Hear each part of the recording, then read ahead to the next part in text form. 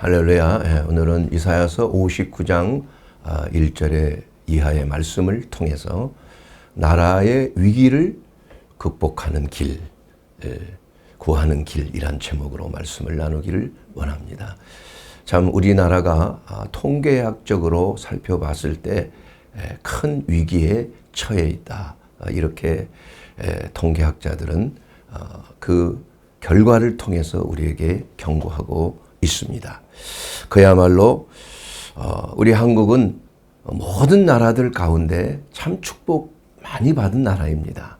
불과 60년 사이에 최빈국이었습니다.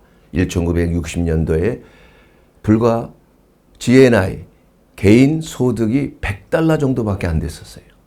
지금은 한 60년 사이에 $38,000.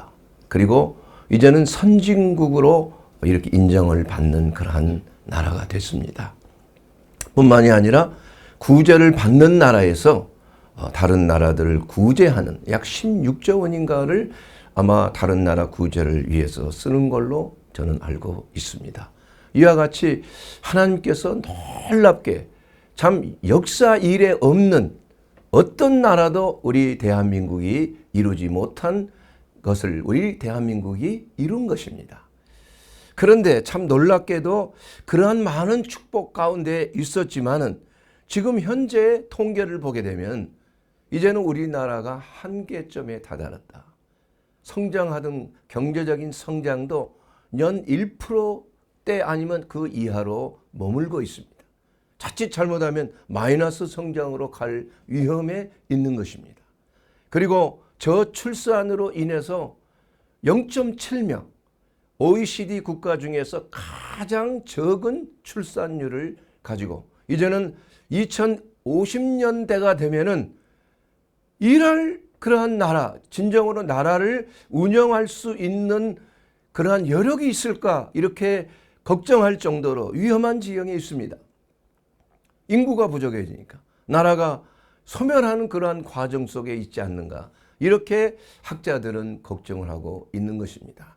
뿐만이 아니라 분열과 갈등, 이념과 갈등, 또 가정의 갈등, 여러 가지 경제적인 어려움 통해서 일어나는 자살률, 이혼율 이러한 것들이 말할 수 없을 정도로 이 나라를 불안하게 하고 있고 사회적으로 갈등과 분열이 점점 심해지고 있다는 사실을 통해서 우리가 지금 어떤 상황에 있는지를 우리는 잘 깨달아야 됩니다.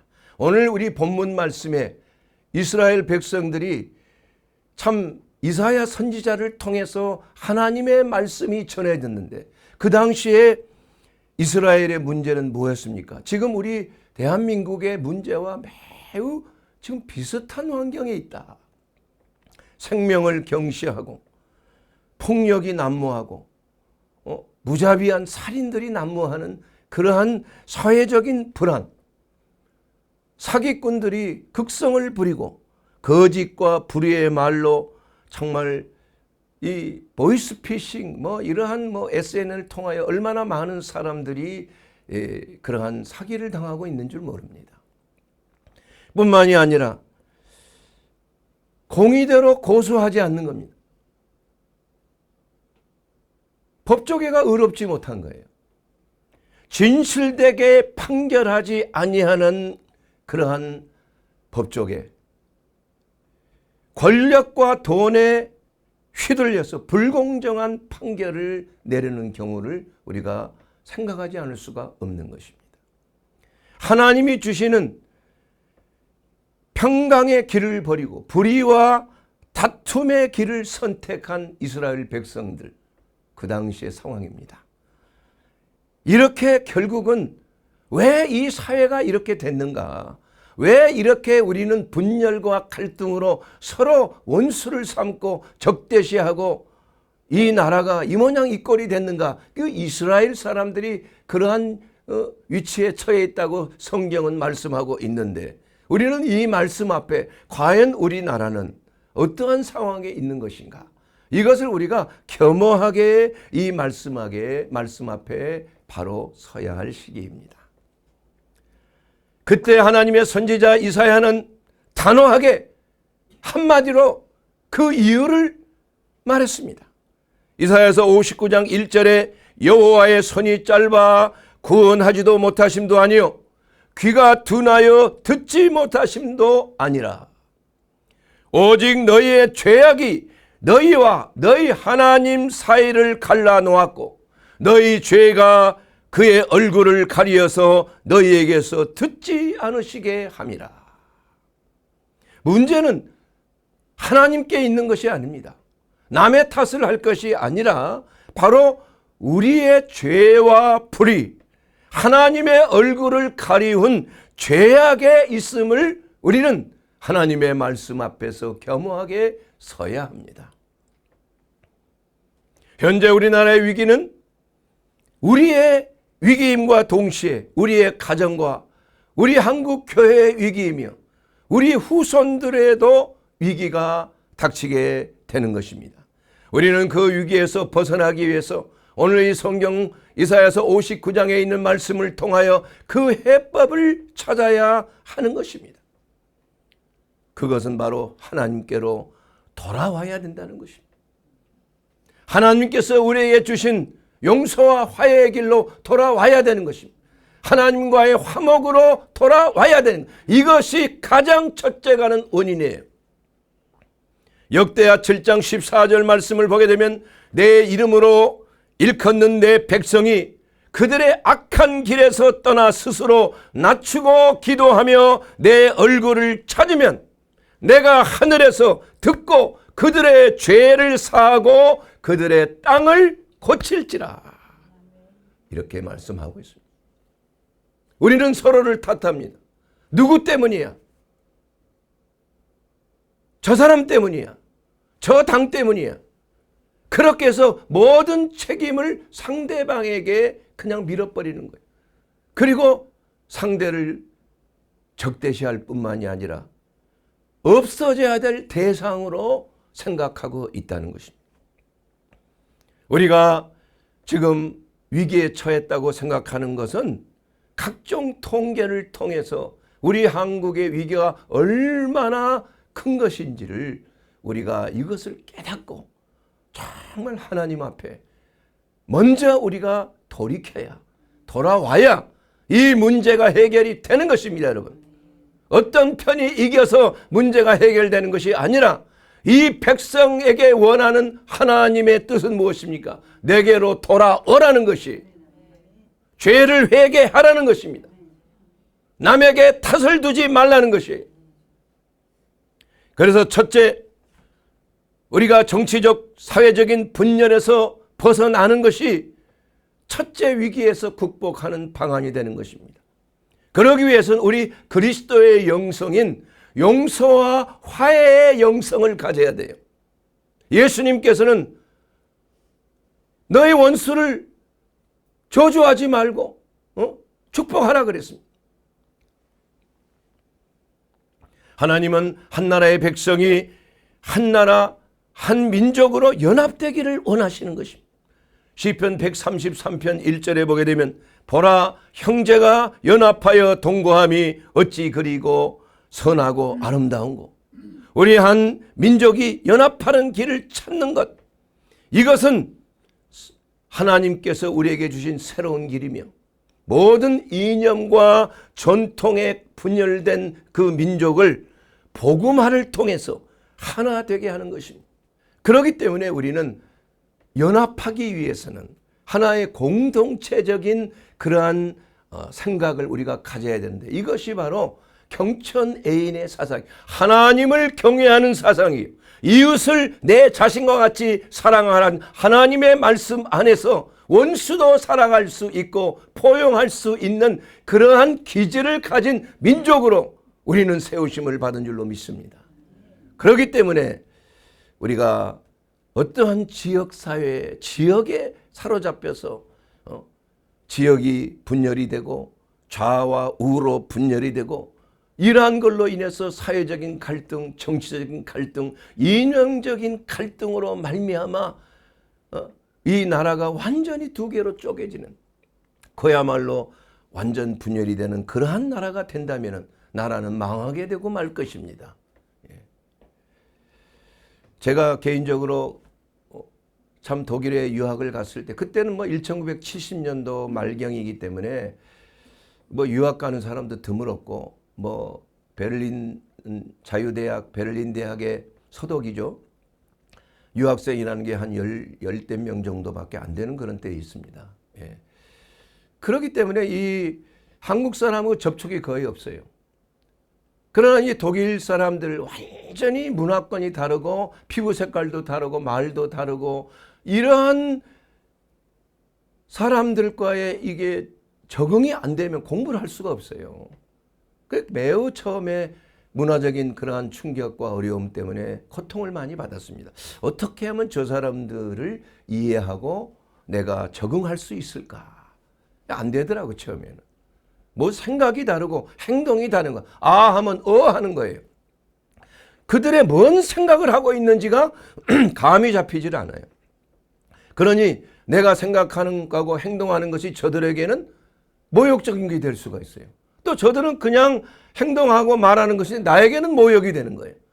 그만큼 문화가 다릅니다. 지금은 뭐 세계화가 돼가지고 뭐 인터넷을 통해서 모든 것이 통용하고 그러한 충격은 있을 필요도 없고 있을 것도 없어요.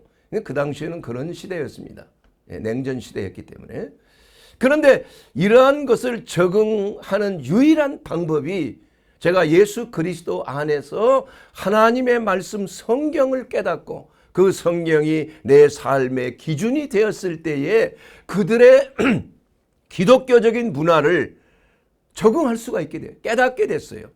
공동체를 우리가 유지하는데 생각이 그 안에서 공동적인 생각을 우리가 하고 또 적응할 수 있는 길이 열리게 되었습니다. 그리고 그들의 생각이 어떠한 생각인지를 깨닫게 되는 계기가 됐다. 그래서 잘 적응할 수 있는 길이 열려지게 된 것입니다. 이와 같이 우리가 그리스도인이라는 하나님 아버지를 예수 그리스도 안에서 믿는 믿음이 바로 우리는 공감대가 형성이 되게 된다면 어떠한 이념의 갈등도 우리가 초월할 수가 있는 거예요. 그래서 갈라디아서 3장 28절 말씀에 보면 너희는 유대인이나 헬라인이나 종이나 자유인이나 남자나 여자나 다 그리스도 예수 안에서 하나이니라.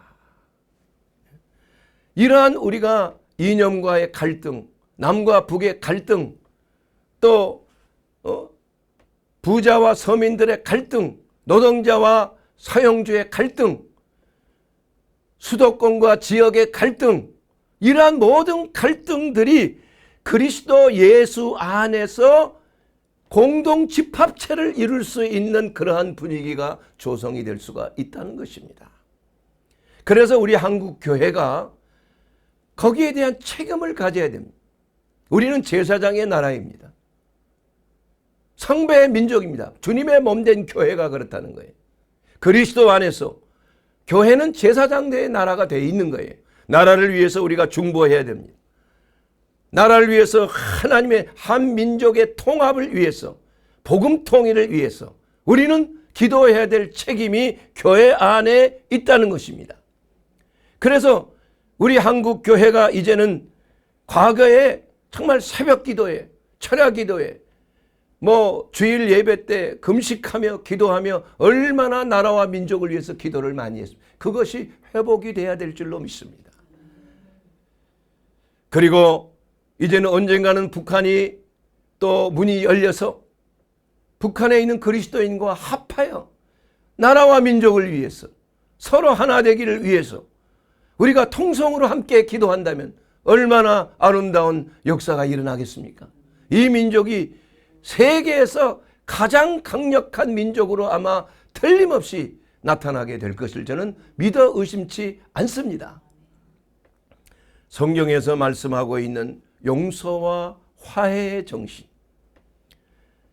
이러한 정신을 가지고 이러한 모든 갈등의 문제를 해결하면 그 길이 열려지게 되는 줄로 저는 믿습니다. 왜냐하면 성경에는 이렇게 말씀합니다. 너희는 할 수 있거든 모든 사람과 더불어 화목하라, 이렇게 말씀하고 있습니다. 이 말씀은 무슨 말? 이게 바로 로마서 12장 18절에 있는 그 말씀인데, 할 수 있는 모든 범위 안에서 하라는 것입니다. 그리고 그 상대가 어떠한 상대이든지 우리가 화해의 손을 먼저 내밀라는 말씀입니다. 화평의 도구가 되라는 말씀이에요. 나하고 다른 생각을 가지고 이념이 다르다고 해서 그들을 적대시하고 없어져야 될 제거의 대상으로 삼을 것이 아니라 우리가 그리스도의 사랑을 가지고 화해의 손길을 넣는 거예요.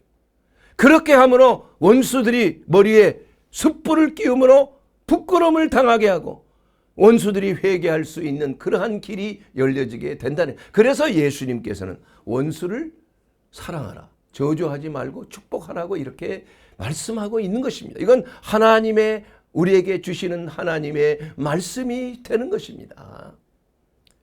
그러므로 사랑하는 여러분, 우리가 이러한 그 이념의 갈등, 사회적인 갈등, 가정의 갈등, 이러한 모든 갈등의 문제의 해결자는 예수 그리스도시라는 거예요. 예수 그리스도는 화목제물로 우리에게 오신 분인 줄 믿습니다. 남과 북이 화목할 수 있는 유일한 길은 예수 그리스도 안에 있는 것입니다. 결국은 그것이 이루어지게 될 것입니다. 둘째로 우리는 경제적인 양극화의 위기에서 벗어나야 되는 것입니다. 저성장의 고착화. 2020년대 들어서 1%의 성장률, 가계의 부채가 GDP 대비 110% 이상이 됐습니다. 집값과 전세 문제, 가정 경제 압박이 큽니다. 자산 격차의 양극화, 상위 10%가 전체 자산의 절반 이상을 차지하고 있는 것이에요. 하루속히 우리가 경제가 안정화되기 위해서 돈 잘 버는 사람은 돈 잘 벌 수 있도록 시장 경제의 원리를 통해서 잘 벌 수 있도록 규제를 풀어줘야 됩니다. 잘 버는 사람을 끌어내리면 안 돼요. 그들의 돈을 갖다가 벌지 못하도록 압제를 해서는 안 된다는 것입니다. 결국은 나라가 경제가 망하면 가난한 자도 더 가난하게 될 수밖에 없는 것입니다. 그러므로 우리가 경제적으로 부강해지고 나라가 참 부유해질 때에 우리는 이 재정적인 양극화에서 벗어날 수 있도록 정치하시는 분들이 그것을 잘 해야 됩니다. 저는 독일에 살면서 참 이상적인 사회다, 그걸 저는 지금도 느끼고 있어요. 그 경제의 이 빈부의 격차가 심하지를 않아요. 그리고 많이 버는 사람 그만큼 많은 세금을 내고, 또 세금을 많이 내는 사람들은 나라에서 그만큼 또 존중을 해주는 거예요. 그리고 그 나라의 모든 이러한 수준들이 실업자라든지 그 북유럽의 복지국가적인 이러한 혜택이, 저는 돈 한 푼 안 내고 의과대학 다녔잖아요. 그게 독일 국민의 세금으로 다닌 거예요. 돈 한 푼 안 내고 병원에 다닌 거예요. 그만큼 세금을 잘 쓰고 있는 것이에요. 그러니까 직장을 잃어도 실업을 해도 돈이 없어서 뭐 공부를 못 한다든지 돈이 없어서 뭐 병원을 못 가는 그러한 일이 있을 수가 없는 거예요. 그야말로 참 이상적인 국가이구나, 저는 그렇게 생각해요. 그래서 자본주의의 좋은 시장 경제의 그런 이론들을 잘 해서 돈 잘 벌게 하고, 얼마나 독일이 부자입니까? 그리고 유럽에서는 제일 부자 아니에요? 또한 사회적으로 어떠한 잘 버는 사람 세금 많이 내서 이것을 균등하게 또 이렇게 잘 복지 혜택을 주고 말이에요. 그렇게 하니까 나라가 안정이 되는 겁니다. 물론 다른 여러 가지 참 문제들이 지금 생겨나고 있지만, 일단은 잠언서 14장 31절에 있는 말씀 그대로 가난한 사람을 학대하지 아니하는, 무시하지 아니하는 것. 그를 지으신 이를 멸시하는 자요, 궁핍한 사람을 불쌍히 여기는 자는 주를 공경하는 자니라, 이렇게 말씀하고 있는 것입니다. 그러니까 사회의 공평과 사회가 참 복지 혜택을 잘 누리게 하는 것, 이것은 하나님을 공경하는 태도가 되는 것입니다. 가난한 자에게 구워주는 것은 하나님께 구워주는 것이라고 말씀하고 있는 것입니다. 세 번째 위기는 가정의 해체에서 우리는 회복돼야 합니다. 출산율의 저하 0.7%죠. 0.7. 최저의 출산율 세계에서. 자살률 OECD 국가 중에서 자살률 1위입니다. 하루에 평균 40여 명이 자살해요. 아마 그 하인리히 법칙에 이렇게 추측을 하게 되면 한 사고가 한 번 나면 29번의 유사한 사고가 있었는데 그게 성공하지 못한 거예요. 그 사고가 나타나지 않는 거예요. 그러나 그 사고를 저지를 수 있는 것이 300이에요. 1대 29대 300입니다. 그래서 한 사람이 자살했으면 그 자살을 시도했던 사람이 30명이란 얘기예요. 자살에 성공하지 못한 사람. 그러면 자살을 하려고 준비하는 사람이 누구냐? 그러면 300입니까? 몇이나 되겠습니까? 300명에 300이니까 아마 1800명 정도 될 거예요. 1600명. 이와 같이 12,000명 정도로 추정할 수가 있는 거예요. 매일 자살을 생각하고 시도를 하려고 하는 사람. 참담한 그러한 상황입니다. 그만큼 나라가 불안하고 어렵다는 것입니다. 이혼율의 증가이죠. 우리가 OECD 국가 중에서 이혼율이 탑 클래스에 속합니다. 3명이 결혼하면 1명이 일생 동안에 이혼한다 그럽니다. 통계적으로 그래요. 그러면은 과거에는 그래도 황혼 이혼이라는 게 거의 없었는데 요새는 나이가 들어서 참 노년 때 이혼하는 율이 또 이렇게 늘어나고 있는 것입니다. 이와 같이 가정의 회복이 절실한 상황이에요. 하나님의 말씀대로 가정은 회복되어야 하는 것입니다. 말라기서 4장 6절에 이렇게 말씀하고 있습니다. 그가 아버지의 마음을 자녀에게로 돌이키게 하고 자녀들의 마음을 그들의 아버지께로 돌이키게 하라. 아버지와 자녀들 간에 이 마음이 서로 떠나 있으면 안 된다 이건. 두렵건대 내가 와서 저주로 그 땅을 칠까 하노라. 가정이 화목하지 못하면, 부모와 자녀 간에 화목하지 못하면 하나님께서 그 가정을 치실 수가 있다고 성경은 경고하고 있는 것입니다. 우리 하나님의 말씀에도 창세기 1장 28절에 남자와 여자를 창조하신 후에 하나님께서 말씀하십니다. 하나님이 그들에게 복을 주시며 그들에게 이르시되 생육하고 번성하라. 땅에 충만하라. 이렇게 말씀하고 있는 것입니다. 하나님은 우리에게 자녀를 낳는데 주저하지 말고 생명을 존중하고 생육하고 하나님의 뜻을 따라 자녀를 주신 하나님의 그 기업으로 주신 자녀들에 대해서 우리가 참 기업으로 생각하라. 시편 27편 3편에 보라 자식들은 여호와의 기업이요 태의 열매는 그의 상급이다. 이렇게 말씀하신 것입니다. 젊은 자의 자식은 장사의 수중에 화살 같으니 이것이 화살통에 가득한 자는 복되도다. 그들이 성문에서 그들의 원수와 담판할 때 수치를 당치 아니하시리라. 이것은 바로 우리에게 주시는 하나님의 경고의 말씀이요 하나님께서 우리에게 주시는 명령의 하나인 것입니다. 네 번째로 청년 세대에게 희망을 주어야 합니다. 청년들은 미래의 나라의 주역들입니다.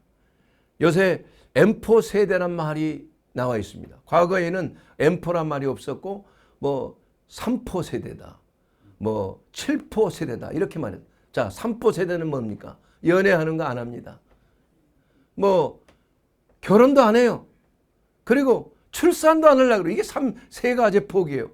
예? 거기에다가 5포 세대는 플러스 꿈과 희망을 포기하는 거예요. 7포 세대는 플러스 자신과 집, 인간관계를 포함해서 그런 5포 시대가 됐고 7포 시대는 꿈과 희망까지도 포기하는 7포 시대인데 이제는 그것을 넘어서서 N포 시대라. N포라는 건 N자는 무한 숫자입니다.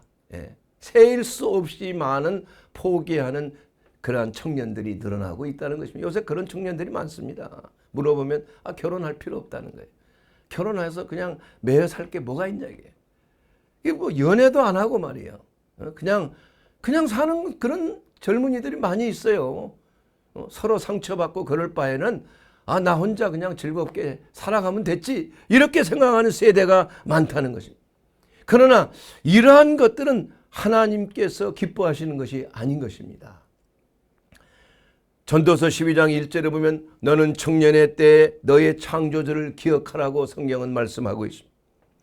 아무 낙이 없다고 할 때 해들이 각박이 전에, 해와 빛과 달과 별들이 어둡기 전에, 비 뒤에 구름이 다시 일어나기 전에 그리하라고 성경은 말씀하고 있는 것. 하나님을 기억하라. 청년들이여 너희 창조주를 기억하라. 공고한 날에 이르기 전에 하나님을 기억하라. 청년의 절망의 뿌리는 무엇입니까? 내가 누구인가라는 정체성의 혼란이 왔기 때문에 그런 것입니다. 우리의 정체성, 청년들의 정체성은 바로 예수 안에서 내가 하나님의 자녀임을 아는 것이 청년들의 정체성이 되었을 때에 그들은 하나님의 자녀로서의 자부심을 가질 수 있게 되는 거예요. 희망과 소망을 가지고 하나님의 자녀로서의 담대히 세상을 이기는 자의 삶을 살 수 있게 되는 줄로 믿습니다. 영접하는 자, 그 이름을 믿는 자들에게는 하나님의 자녀가 되는 권세를 주셨다고 요한복음 1장 12절에 말씀하고 있기 때문인 것입니다. 여러분, 세상의 스펙이 아닌 하나님의 자녀로서 참된 자존감을 회복하는 것입니다. 그러나 이 청년들을 좌절하게 하는 것이 바로 이러한 것이 희망대로 되지 않을 때 그냥 앞길을 포기하는 것이에요. 그러나 우리 하나님께서는 그들에게 말합니다. 예레미야서 29장 11절 말씀에 너희를 향한 나의 생각을 내가 아나니 평안이요 재앙이 아니라 너희에게 미래의 희망을 주는 것이 바로 하나님의 뜻인 줄로 믿습니다. 여러분, 하나님의 자녀가 되면 하나님의 기업이 됩니다. 하나님의 소유가 여러분의 소유가 되는 것입니다. 나의 부족함과 연약함을 다 아시는 아버지 하나님께서 그것을 주시지 않겠습니까? 필요를 채워주시지 않겠습니까? 우리는 이러한 믿음을 가지고 자신의 정체성이 하나님의 자녀라는 것을 잘 깨닫고 자신감을 회복하고 소망 가운데 살 때 이러한 모든 청년의 그러한 포기하는 그러한 생각은 사라지고 희망찬 내일이 약속될 줄로 믿습니다. 하나님은 살아계십니다. 하나님은 그들에게 아버지가 되는 것입니다. 모든 것들을 구하고 하나님 앞에 간구할 때 하나님께서 기도하고 구한 것은 받은 줄로 믿으라. 그리하면 너희에게 그대로 되리라고 하나님은 말씀하고 있는 것입니다. 다섯 번째로 도덕과 윤리의 타락에서 해방되는 것입니다. 모든 도덕과 윤리는 하나님의 진리에 가치하고 그 기준점이 돼야 되는 것이. 시편 119편 105절에 있는 말씀에 주의 말씀은 내 발의 등이요 내 길의 빛이니이다. 이렇게 말씀하고 있어요. 우리가 사는 모든 방향과 윤리와 도덕관이라는 것은 하나님의 말씀 안에 기초에 서서 우리는 분별해야 하는 것입니다. 도덕 자체가 상대적이 되면 안 돼요. 내가 하고 싶은 대로 하는 것이 도덕이지, 이것이 누가 이런 기준을 만들어 놨느냐, 이렇게 된다면 그 사람의 도덕은 정상적인 도덕과 윤리관이 아닌 것입니다. 여러분, 그렇기 때문에 정직이 떠나가고 학력이 위조되고 취업 비리와 논문 표절과 세금 포탈과 공직자의 부패와 부정부패가 사회적으로 신뢰를 잊어버리고 마는 것이, 성윤리의 붕괴, 엠번방, 디지털 성착취, 음란물, 포르노 중독이 사회 전반에 만연하고 있는 것입니다. 이 포르노 음란물에 접촉하는 숫자가 말이에요. 세계 넘버원이에요. 우리나라가. 통계적으로 그렇습니다. 이렇게 이러한 미스미디어를 통해서 성적인 윤리가 오염이 되고 파괴되고 마는 것입니다. 가정과 학교에서 교육이 잘못된다면 나라의 미래는 없습니다, 여러분. 아이들이 나면서 자라 성인이 될 때까지 어떤 교육을 받느냐에 따라서 그 나라의 미래가 결정되어지는 겁니다. 여러분, 어려서부터 교육이 잘못되면 그 교육받은 대가를 치르게 되는 것입니다. 이사야서 59장 5절에 오늘 본문 말씀에 보면 독사의 알을 품고 거미줄을 짜나니 그 알을 먹는 자는 죽임을 당할 것이요 그 알이 밟힌즉 터져서 독사가 나올 것이라. 거짓의 아비인 사탄이가 낳은 알을 아이들에게 먹이면 그 아이들은 나중에 그 독에 죽게 되는 것입니다. 독사가 되는 거예요. 독사가. 어떤 이념에 따라서 교육하느냐가 중요한 것입니다. 그 이념이 물질주의와 인본주의와 세속적인 철학에서 나온 것을 교육한다면 교육받은 이들은 마치 독사의 알을 먹는 것과 같은 것입니다. 그 뇌 속에 인본주의 사상이 꽉 차게 돼요. 세상의 부패된 생각과 잘못된 이념에 사로잡히게 돼서 그 사람의 행동이 하나님을 대적하게 되는 것입니다. 교육의 미래 세대의 생각, 어떤 알을 그들에게 먹이느냐가 중요한 거예요. 독사의 알을 먹일 것인가? 아니면 생명의 알을 먹일 것인가? 생명의 알을 먹이는 교육은 하나님을 경외하고 이웃을 사랑하고 진리와 정의와 공의를 가르치는 교육을 말하는 것입니다. 그래야 그 아이들이 그러한 교육을 받고 자라서 나라의 미래를 바로 세우는 거예요. 그러나 우리 한국 교육이 입시 위주의 성과적인 지식적인 경쟁, 물질주의, 돈이 최고가 되는 그러한 교육, 지식 지상주의, 그러나 인성에 대해서는 중요하게 여기지를 않는 것입니다. 어떻게 해야 돈을 잘 벌고 잘 살게 되나? 물질이 우상이 되어 있는 거예요. 물질이.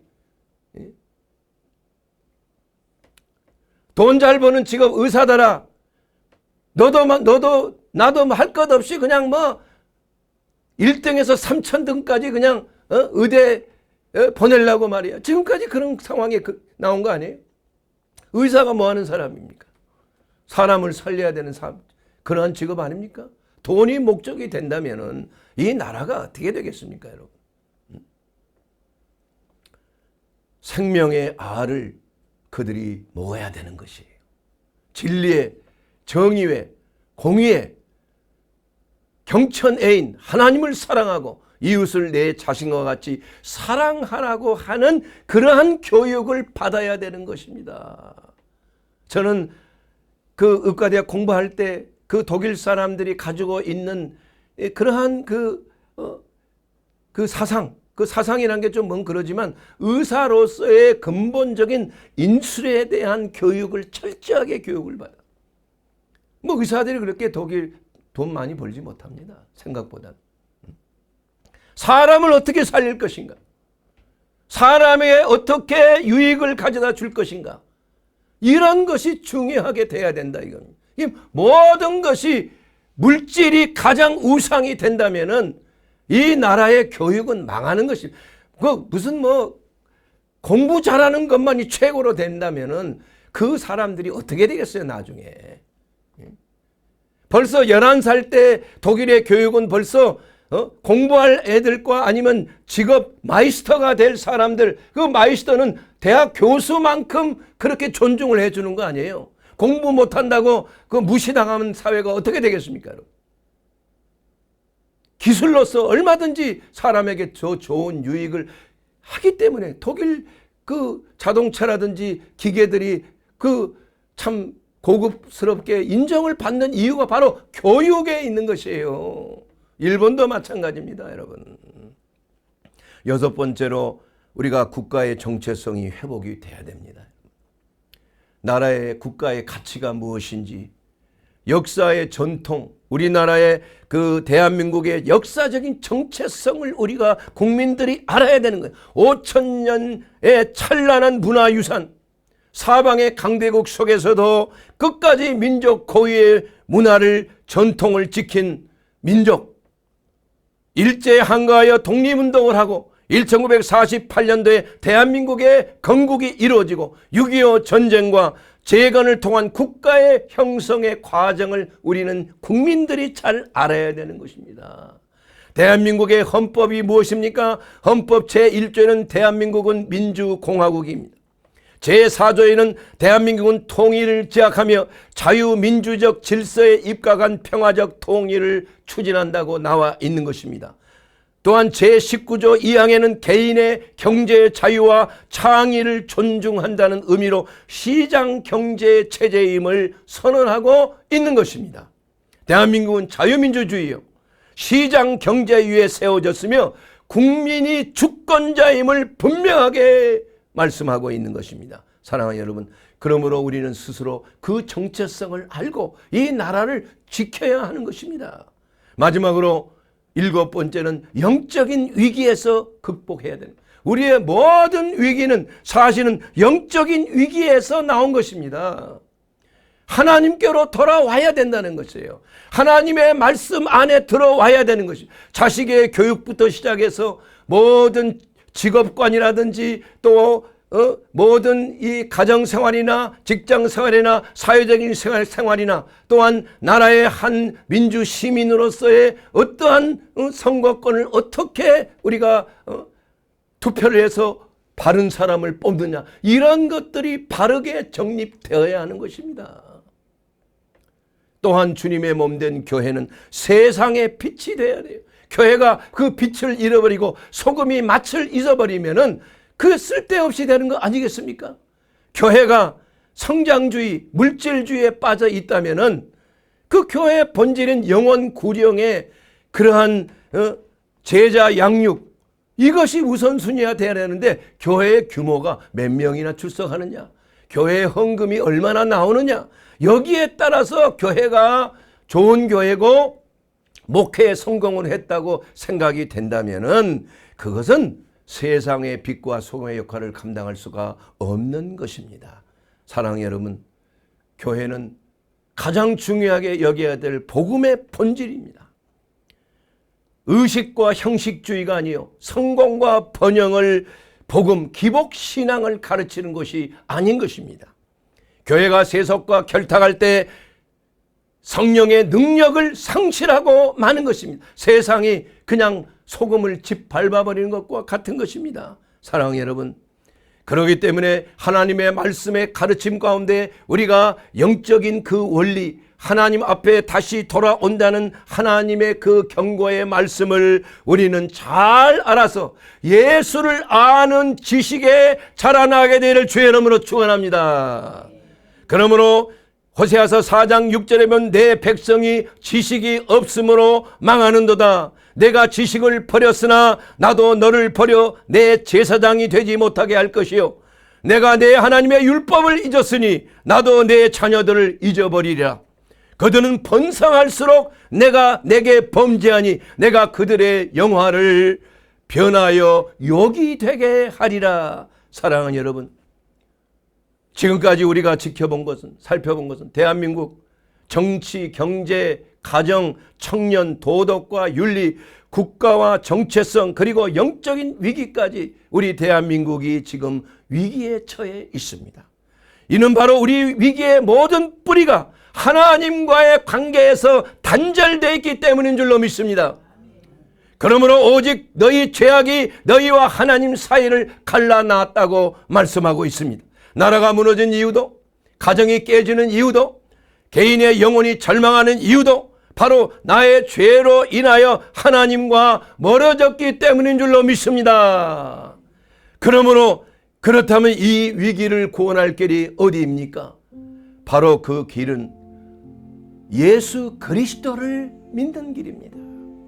내가 길이요 진리요 생명이니 나로 말미암지 않고서는 아버지께로 갈 자가 없다고 말씀하고 있기 때문인 것입니다.